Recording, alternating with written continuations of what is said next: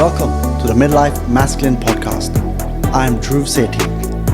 As men, we reach an inflection point in our lives where we question our achievements. Despite societal expectations and our own credentials, many of us feel unfulfilled. I have lived in 3 countries, built a career in finance, achieved several academic and professional qualifications. But I know there's still more to life, just like most men today. Join me as I invite guests to share wisdom so that we men become self-sovereign in mind, body, and spirit, all with a spiritual undertone.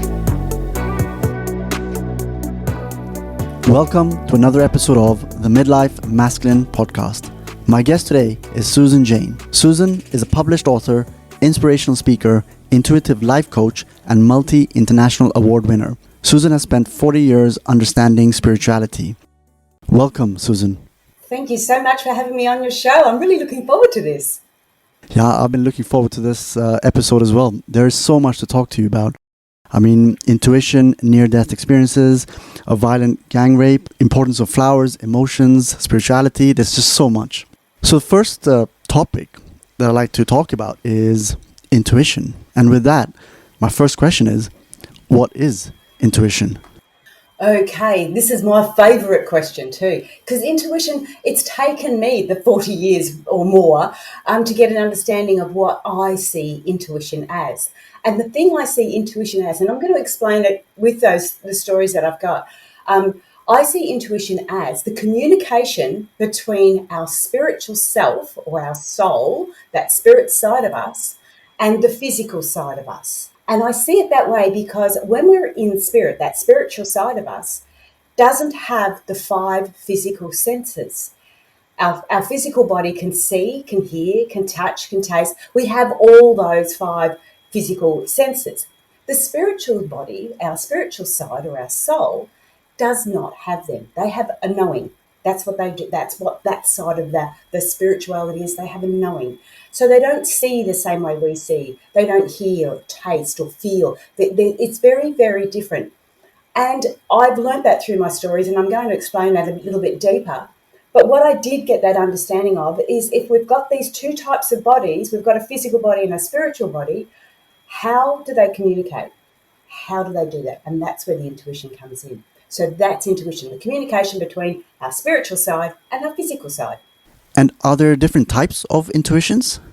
Oh, absolutely. So we get it in lots of different ways, and we can experience it in lots of different ways. And this is, there is, my business or my website is called Intuitive Nature, because we have these natures and these ways that we can experience things. And it's like everybody. Some people are more audio, some people are more visual, some people are more tactile. You know, we experience different things in different ways. The intuition is exactly the same. So if you can imagine your spiritual body, that little soul inside of you saying, I really want to go this way, and your physical body's going, yeah, but you know what? I want to go this way. And so this little soul, this little spirit inside of you is trying to get you to go a particular way, a purpose, find a way to go. And you are constantly going, oh, no, that I'm ignoring it, basically. I don't want to do that. No, I'm not going to go that way. So for it to communicate, it will communicate in different ways. One way is visuals in your dreams, and that's coming through like your crown chakra or your third eye chakra. It comes through your chakras, things like that. So we get this information coming through. Some information coming through can come through the base chakra. Now, I don't know if your listeners know about chakras, but that base chakra is like when you see somebody that you go, they're a bit all right. You can get a feeling in your base chakra. Not necessarily love, but it's certainly part of that area. So we do connect through those chakras. One example I love to give is that I was driving down one of our big main roads here in Australia, and I had been talking to my partner about something, I can't remember what it was, but we were driving down the road and he goes, oh, did you see that big billboard? That was exactly what we were talking about. And I went, no, I didn't see it. And we're going down a bit further, and then I heard something on the radio, and I said to him, oh, did you hear that on the radio? You know, that's what we were talking about. How synchronistic's that? And he goes, I didn't hear it. Now, we were both in the car. His intuition went, hey, look that way, because it's visual, and he likes the visual side of it. and I liked the audio and I heard it on the radio. So same place. We were both in the same car. We both had access to them, but it was our intuitive messages that made us look or hear or go a particular way that allowed us to see what we needed to see or hear what we needed to hear. And your intuition will do that. Your gut feeling will do that because it'll go, it doesn't feel right. Often you feel it first as it doesn't feel right. And then you need to take a notice of that. You don't have to not do it, but you do have to take notice of it and go, well, why doesn't it feel right? So if the intuition is saying go right, but the body wants to go left, should we take that as the intuition is always right above the body? If there's a conflict, like, is there one that is always right? I would say the intuition is always right, but it's not going to always feel right. So when we talk about life purpose, we often talk about life purpose, especially when we get to these midlife crises where we sort of go, I don't know what I'm doing. I don't know if I'm on the right path. And we have these like little sort of feelings that we're not achieving what we really want to achieve. When we talk about life purpose, one of the things that I like to put across is the life purpose is not of the physical side. The life purpose is of the spiritual side. When you're feeling spiritually connected or when you're feeling connected to your purpose, you get the synchronicities, you get these things happening and it does all fall into place. When you're pushing against it and you're sort of going, well, I want to go this way, but you're being sort of guided to go another way. When you push against it, it doesn't matter. It's going to come up again. You're going to push up against it. And often you'll find that if you do choose that way, then something else will happen. Another little trigger will go, hang on, you've got to go this way. And there's times there when you get these messages and you get this information, it's not necessarily nice. Like often we have to go through some tough times or some tough experiences before we do make any changes. And that's all part of our motivation. If you're more motivated towards a negative motivation, you have to wait until the wheels start wobbling before you do something. If you're more inclined to be a positive motivation, it's like you will just see something and go, I'm going to do that. And off you go. So there's different ways we get motivated. And often it's not until the wheels start wobbling, majority of times, that we actually do something about it. I see. Sort of paraphrase it. The more we're on our mission, on our purpose, the more we're intuitive and vice versa. Like we experience these synchronicities, etc. Yes. You start to look at things that they're not necessarily a coincidence. They become more synchronistic. One example I had is I had my own business and my marriage had broken down and I wanted to go back to uni. I wanted to go to uni and I was 48 years old. I wanted to go to uni. My midlife crisis. I wanted to be able to reach more people than I was in my health clinic. I wanted to expand it. So I went to uni and I remember my girlfriend saying to me, she said, look, how do you know, you're traveling all the way down the other side because I had to move to do it. She goes, how do you know that you're going to be accepted into uni? And it was like, it doesn't matter. If I'm not accepted in that, it's because that's not the right one. I'll go into something else. I felt the yearning to go back to university was so strong, was so on purpose that I couldn't not to do it. But this is the funny part. 3 years, I did a 3-year university degree, worked full-time university, worked 3 part-time jobs to get through it. 6 months after I finished my public health course, which was in 2011, the government changed hands in Australia where we were, and all the jobs that I just had done 3 years study for, left my business, left my home, put renters in my home, left my family, did all that to move and go to uni. 6 months after I finished, the government changed, wiped out all the jobs, could never ever get the job that I actually did all the study for. And that was because the work I did, the course I studied was a public health degree and it was about health promotion. And I did all about epidemics and I did all about pandemics, and they turned around and said, we don't get pandemics anymore, and wiped it out. And of course, what happened 5 years later, 6 years later? We have a pandemic. And during that time, you were following your intuition, and did it still feel right that whatever you were doing was the right thing to do? Yes, I was following my intuition to go to uni. I still believe that was the right thing to do. There was areas there that I needed to learn. The course, it wasn't about the course I did. It wasn't about the subject I did. It was about the learning and the understanding that I got from it. It gave me the confidence to be on a computer. It gave me the confidence to do what I'm doing now.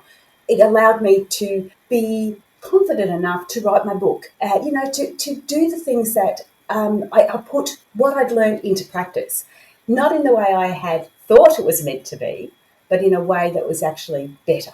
Fantastic.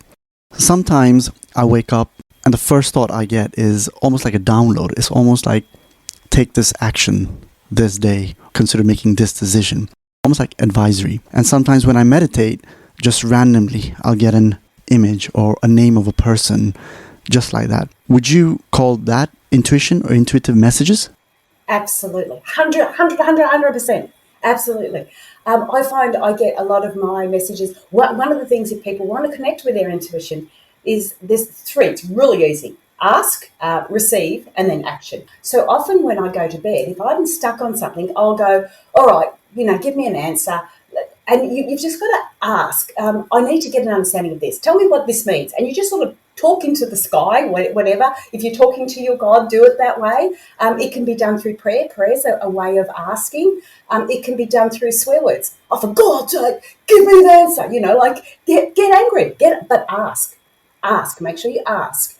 And then give yourself time to receive those messages, because you'll often receive them. If you do it at night before you go to bed, you'll often receive them in a dream. You'll get messages in a dream, and they're a bit different.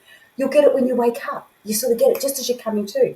I'll often get it when I get up in the morning, I do my walk, have my shower. As soon as I'm in the water, under the shower, I'll get messages then. And you're allowing yourself to receive. Lots of other ways. Cards, people use oracle cards because they're asking. People will go to psychics because they're asking for information. They're asking for some advice. We all have free will. If you don't ask for it, you might not get any answers. So ask, and then receive those messages, and then act on it. And one of the examples I always bring forward is the fact that I was stuck with something, and it was like had this deck of oracle cards. Now there's 57 cards or something like that in this deck. There's one yes and one no. All the rest are, a bit woofy, a little bit woo-woo and all the rest of it, and you have to sort of decide what answer it is. And I'm shuffling this deck card, and I said, I've had enough. I don't want any woo-woo answers. I want a yes or a no. That's it. I'm either doing it or I'm not doing it. And I'm getting a little bit agitated and all the rest. And anyway, so I shuffle, stop, pull out the card, and it was a yes. And it was like, oh my God, I've got to do it now. But I didn't. So the third bit is always action it, because I did not live to regret it, but it was like, a couple of months down the track and I've gone, I should have done it. I knew I should have done it, but it's not too late. I can still do it, but I should have done it then. So there could be some repercussions if you do not follow the intuition. I mean, like you just described, there could be a sense of regret, and that regret could potentially prevent your future manifestations if that regret is looming within you. Is that fair to say? Yeah, and even the action can be as simple as acknowledging it. Okay, there's that, like you said, the names come to you. Okay, I've acknowledged that name. I wonder what that name's going to mean. I wonder what that means to me. What is that going to bring forward? You might even jot it down. You might not know for a month or two, and all of a sudden this name pops up and think, oh, wow, heard that before. Where have I heard that? There's something important, and that's your intuition guiding you. And you said the 3 steps were ask, receive, and action. Was that correct? Action, yeah. Yep, and receive can be through meditation as well, like you said, yeah. I want to get the ask right, because I have been trying this for a few months. Like I love these downloads, by the way. I want more and more of these downloads. So I want to get the ask right. So is it just before you go to sleep, you close your eyes and you ask to whoever you believe in, God, universe, spirits, that this, please guide me? And how should we be feeling as we fall asleep? Look, when you're asking, I know this sounds funny, but when you're asking, it doesn't matter how, it doesn't matter where, it doesn't matter what. It's the fact that you're asking. You don't even have to say it out loud. You can say it in your head, like as in prayer. You can say, like I said, you can say it screaming, like, for goodness sake, show me where I'm meant to be going. I don't get this. Biggest thing is being open to receive those messages. It's not how you ask. It's making sure you receive them, because you're getting those messages all the time. It's understanding that. And when I say that, this it's hard to explain, but everything you see, everything you do, everything you're involved in, everything you hear is there for a reason. When I first started doing this, I'd be going, oh, I wonder why I heard that song on the radio. Why did that little bird fly across with it? What does that mean over there? And you started taking in all these signs. Now, that can get very, very overwhelming. So then you start to go, okay, what are the signs that are starting to feel something or starting to mean something? And it was like, oh, that little bird stopped and looked at me. What does that little bird mean? What are they doing? Are they, is there a message behind that? Why did I have to see that? Why was my attention taken there? Things like I look down at the clock while I'm working on the computer, and all of a sudden it's 12:34. 1, 2, 3, 4. What does 1, 2, 3, 4 mean? Why am I seeing that? Why am I seeing 11:11? I do like to ask in a more passive, quiet way. I don't like to scream it and yell it out. So it's more about, oh, I really don't understand what's going on. Can you send me a sign? Send me a message. Send me something. Give me some sort of guidance. That's how I tend to ask, because it's usually when I'm a bit frustrated and I don't know what I'm doing. And you're in that spot where you go, well, I don't get this. What am I doing?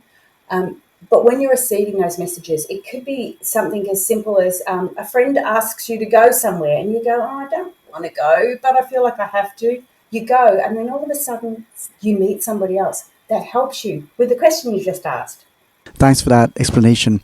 I'm a bloke after all, so we need specific instructions on some things.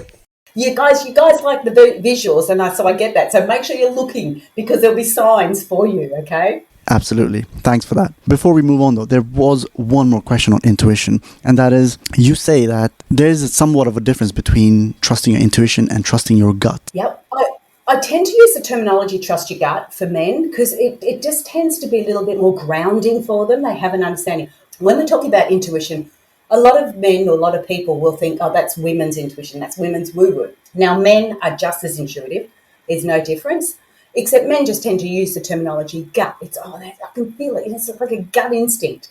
And it's just very, very grounding. But the reason why they call it gut is because you will often feel it through your solar plexus or your sacral chakra. So the two chakras above and below the belly button in your gut area, and sometimes even lower in the base area, but that's where you'll often feel, something's not quite feeling right, or, I can feel it in my bones, I need to go this way. It's just that gut instinct, and that's where you're receiving that information through those two chakras. When you start to feel it through your heart chakra, well, then you know, people know what love is. So when you're feeling it that way, that's through the heart chakra. And when you start to lose that feeling, it's trying to get that feeling back. It can be really, really challenging. So to get that feeling back in the heart chakra is to be on purpose as well, to be on spiritual purpose as much as physical purpose. Thanks for that. So moving on to some very difficult experiences you've had in your past, and there's a lot to talk about, and there are a lot of learnings, I think, especially for our listeners, male or female. Perhaps the first one that I want to talk about is you've been subject to a violent gang rape in the past, and intuition came into play there. Could you perhaps just describe to the listeners, just very briefly, the circumstances that led to it and how you tapped into your intuition, and how did that intuition help you? Okay. Well, to start with, I had no idea about intuition at that stage. I was only 19, so I had no idea about intuition. I was 2 states away from home on a holiday, and my younger sister had just gone back to our unit, and I was heading back after her. She'd gone half an hour before me, and I was heading back.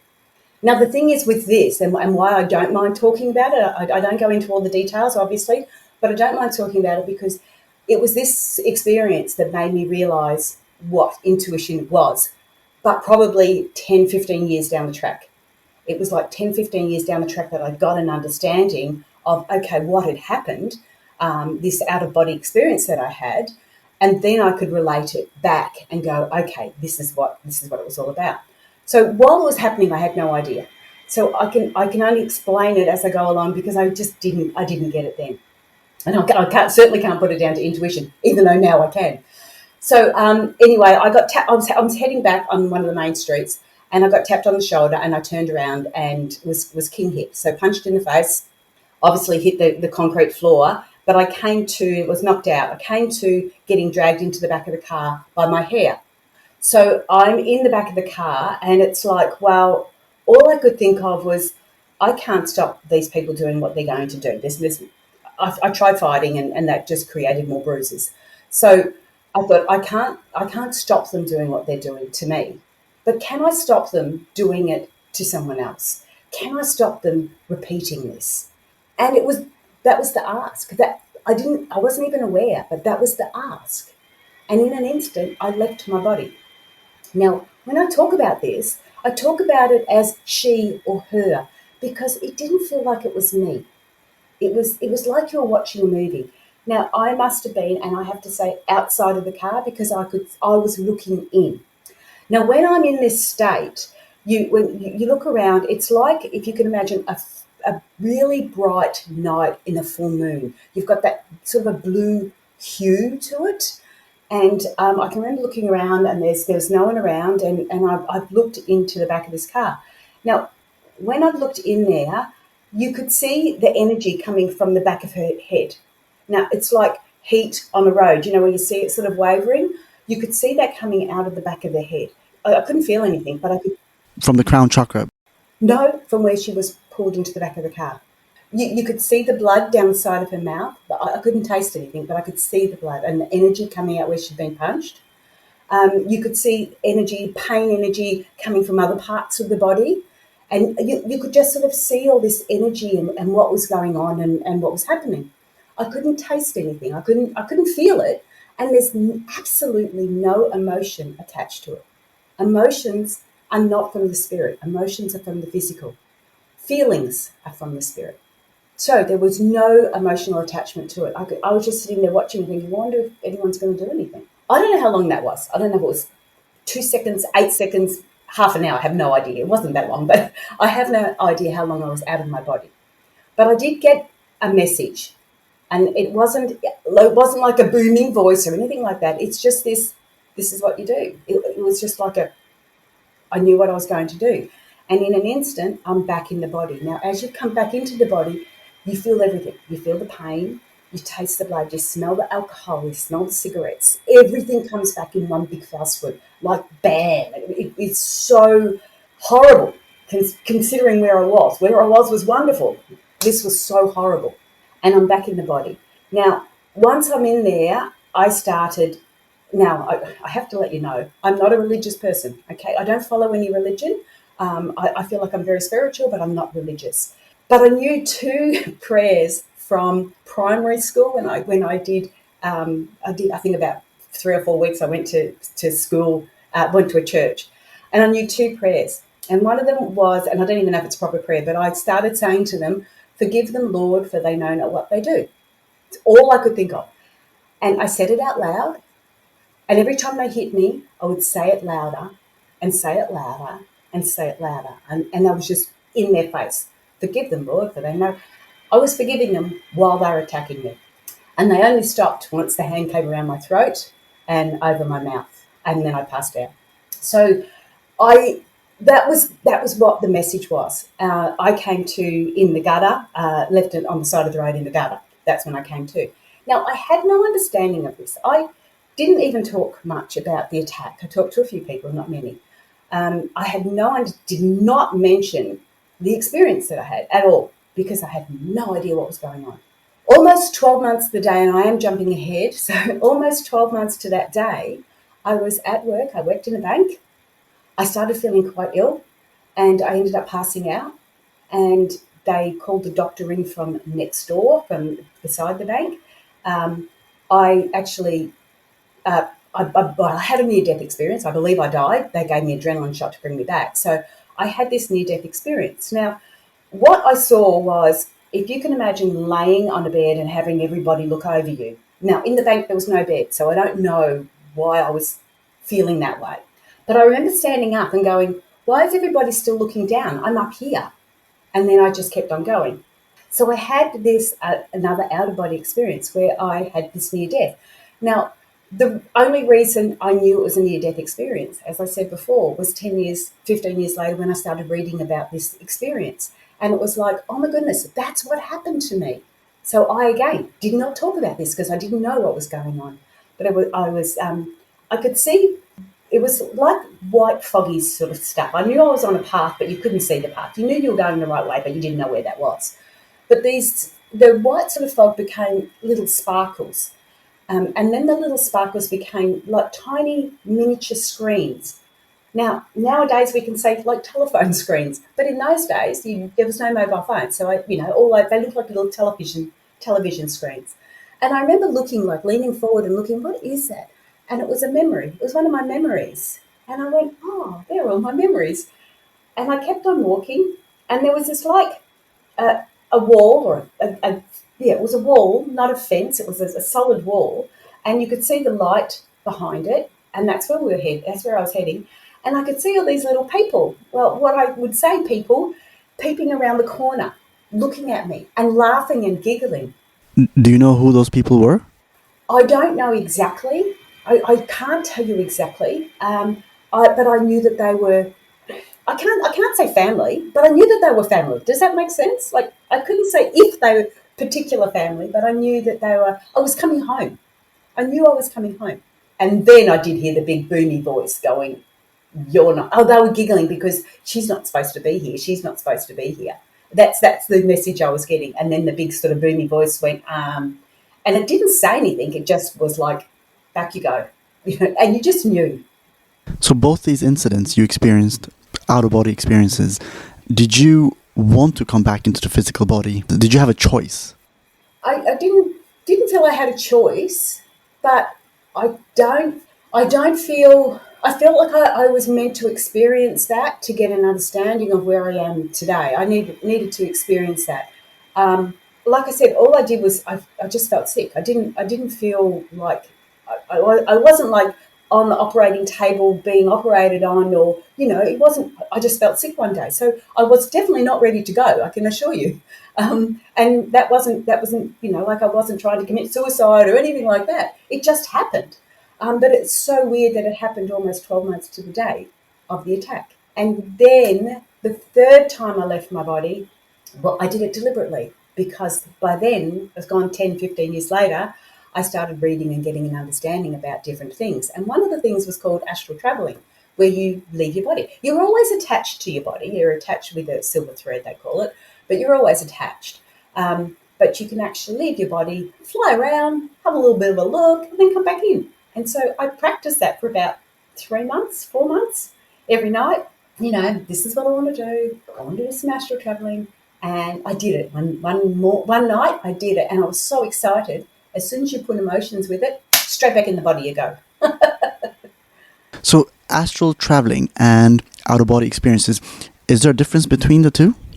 I think astral traveling is a terminology that they use because you're traveling in the astral realm. But as far as I'm concerned, it's like an out of body experience. Whether there's a different terminology, you've heard of near death experiences when people leave their body. I class them all under the umbrella as out of body experience, and we all have them for different reasons. And when you hear about adults that don't remember as a child of being attacked or being abused, where some kids just don't remember, they turn off. I believe that they've actually left their body because you haven't got the energy, you haven't got that emotional connection. So I believe they've had an out-of-body experience while their physical body's being abused, and then they come back in. And that way you don't have as much emotional attachment. It doesn't screw with your head as much. And you could pretty much go where you wanted to go as opposed to the first two times. Is that correct? Absolutely, absolutely, yeah. And it was that's when I got the understanding of what the other two things were, what I experienced. But yes, you can go wherever you like. Just don't get too excited about it because otherwise you'll come straight back into your body like I did. I only just got down the driveway and I've gone, oh, I'm doing it. And then, straight back in the body. It was like, oh, bugger. Fascinating. So what would you say you gain from astral traveling? Oh, absolutely nothing. I didn't. Actually, no, I shouldn't say that. I was when I was doing it. I'm a theory tester, so I like to get an understanding of different things. But I'm a theory tester. I will test the theories. I've tested visualization. I've tested manifestation, I should say. I've tested a lot of things. And when I was going through the relationship breakdown, and like 10 years of trying to sort my relationship out, I did a lot of self help reading and things like that. Now, it's okay to do this self-help work, but if you're not testing it and seeing if it suits you, see if it resonates with you, then it's pointless. It's no good just reading it. You've got to action it. So I started to test some of these theories, and some of them worked really well. Others, not so good. And that's because it's not saying that they weren't any good. It's just horses for courses. They just didn't suit me. But there was a couple there. One of them was creative visualization. That was really good. I tested that theory, but the astral travel was a test. It was like, well, what's it all about? Is it true? And once I did it, that's when I realized what the other two were about. And that's when I went, well, hang on. I know I didn't have any feelings, like no emotions. I should say no emotions when I was being attacked. When I had that near-death experience, the whole feeling wasn't emotions, because emotions are energy in motion. Feelings are what we feel. The feelings that I had in this near-death experience, it was just amazing. The colours, the sounds, the whole feeling of, I don't know what love feels like in that context. I know what it feels like in a relationship, but that's what it felt like. It was just awesome, like overwhelmingly beautiful. And I was quite happy to be there. If I died that day, wouldn't have worried me at all. It sounds like what one or two of my friends have described when their third eye opened, where they experience absolute bliss. It's like pure, unconditional love. Tears are just flowing from their eyes uncontrollably, and it's tears of pure happiness, nothing else. That's exactly what it's like. Absolutely. It's you just don't know how the colours are not explainable, because they're not the colours, the same colours. And it's so weird and so wonderful. Yeah, exactly like that. I've had a meditation where that has happened as well, and it's absolutely amazing. And you said that the breath is at the center of this, or at least have some sort of control over your breathing. Yeah, and that's a different type of the meditations and things like that. That's how you can do that. That's a whole full podcast just in itself, talking about that side of it. But I guess what I would love to put forward is the fact that not everything suits everyone. One has to try different modalities. Yeah, no, thanks for that, Susan. Very, very insightful. I want to move on to another topic, which would be very helpful to men, and that is meditation, visualization, and communication. What is the link between the three?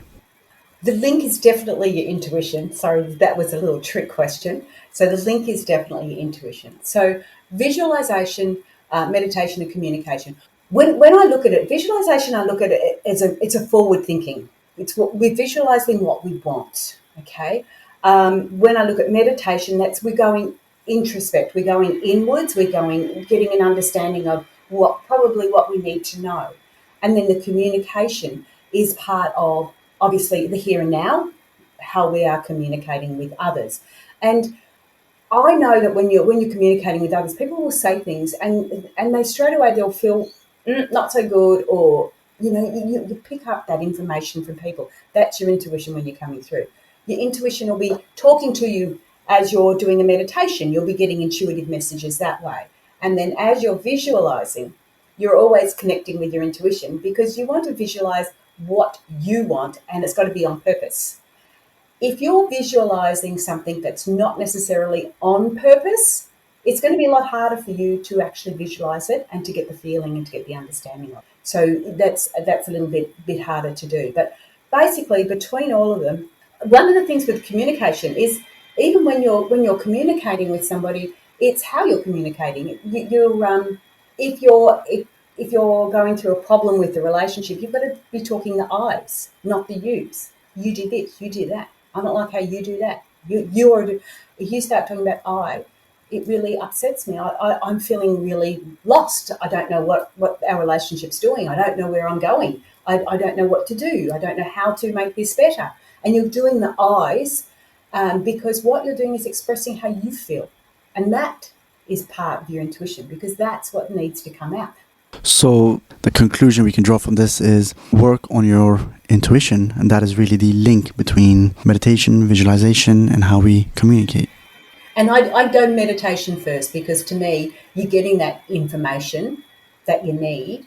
Then when you're communicating with somebody, like If you're getting that information through meditation, like you said, you're getting sort of I call them downloads too, you're getting sort of downloads, then you've got to be able to communicate that, not necessarily explain it all properly, but start to communicate that, I would like to do this. I don't know what that means. I don't know what it is. Fantastic. Susan, this has been very insightful. I mean, there's so many more questions. I think we can talk for hours here. What takeaways would you give my listeners with regards to intuition, energy, emotions? Okay, I would probably go back to the 3: ask, receive, and action. But I just wanted to clarify one area there, and that is the difference between emotions and feelings. And this is really important for guys because it is really hard to get an understanding of it. I still sometimes get confused too, but I'm going to give it to you as clear as I can. So we've got the 2 different things. Emotion is what they call energy in motion. Emotions are the physical, the action. So feelings are what we're feeling inside. Emotions are what we are expressing externally. So we may be feeling a bit sad and we express it as anger. We may be feeling a little bit embarrassed and we're expressing it as hate. No, and this is where guys can, or people in general, honestly, people in general, you wake up and you're sort of feeling a little bit blue, you're feeling a little bit down, not depressed so much, but you're feeling a little bit down and everything else. It's how you're putting that across. It's like the kids walk past and do something and it's like you explode. And that's, you've got to control that emotion. That's the part that you've got to be mindful of. But how you're feeling is where you need to do the work. So it's how you're feeling. And I know there's days there when I've woken up and I've sort of I say to Phil, I'm just feeling a bit flat. And that's okay. We're allowed to feel flat. We don't have to feel on top of the world every day. We're allowed to feel flat, but acknowledge it. And when you're talking to somebody, it's like me talking. If I woke up this morning and I was feeling flat, it doesn't mean I have to talk to you in a feeling a flat way. I can fake it. I can sort of go, wow, it's a great day, rah, rah, rah.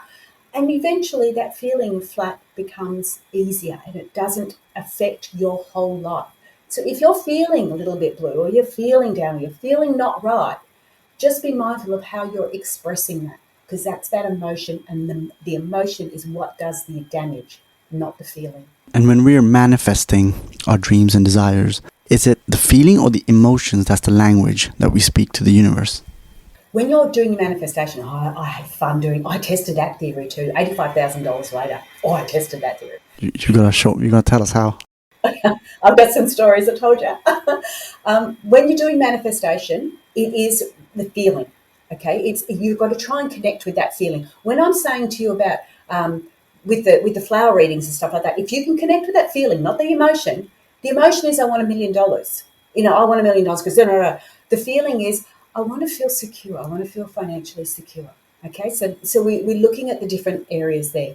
So when you're wanting to do manifestation, connect with the feeling, all right? So when I did my manifestation, I wanted to test the theory. So it was like I wanted the old farmhouse. I was on a 90-acre organic crop farm. I wanted the old farmhouse fixed up, and I knew we didn't have the money. So I would go into each room and I'd go, this is how I want this room to feel. And it'd be nice and bright and light and clean and, I just la. Did it for about 6 months. Tried each room, this is how I want it to feel. I even got to the stage where I went, all right, the kitchen, I went into the local hardware store and I picked out doorknobs, different things like that, just because, that feels nice. Oh, I like those colours. And I know the ex-husband would say, we can't afford that. Why are you looking at those? Because it makes me feel good. It doesn't matter that we can't afford it. I don't care. It makes me feel good. And then just before Christmas, 1989, I think it was, we had this big storm come through, wiped off the roof, took everything away, left us with nothing sort of type thing. And, basically a rebuild, old for new, got everything back, everything exactly how it was. I remember saying to the builder, how long is this going to take? Because we're trying to work a farm here. How long is this going to take? He goes, when in situations like this, the longest thing is people have to, because they're not ready for it, have to pick their colours for their house and the kitchen and that. And I went, I've already got that. So it was just amazing. But it's attaching to the feeling, not the emotion. I'm going to remember that for my manifestations. Feeling, not the emotion. Yes. Yes. Make sure you get that feeling. You'll feel it in your heart chakra. You'll feel it there. Yeah, I think a lot of men have to open up a lot of the chakras, especially the heart chakra. I'm certainly guilty of that. But yeah, once that unlocks, then the world is your oyster, I've been told. Yeah, but look, people do say that we've got to open it up and everything else. And yes, I do agree. But we also need to protect it. So with our chakras, we receive information and we give information. All right. So we do have to protect it. And it's no good walking around with your heart completely open and everyone trashing you. So yes, I understand why people protect it. Protect those areas. In a situation like with the pack rate, my base chakra would have closed right down, like as a protection, and everything in regard to that chakra would have closed down with it. Finances, roof over my head, this, that, everything else closed down with it. So I had to open it back up. I had to allow that to be opened again to be able to receive that information and that understanding. So yes, I get that we have our heart chakra closed, but they're not always closed. They open and close as they go along, and that's not a bad thing. That's a safety thing. For sure. It's been very, very insightful, Susan. I've learned a lot, and I'm sure my listeners have learned a lot as well. And where can people find you? My website is intuitivenature.com.au, so it's an Australian business, AU. You can find me on there. I'm on the socials, all the socials and that. I have, Facebook pages and everything you're supposed to have. I've got all that. But yeah, just connect with me.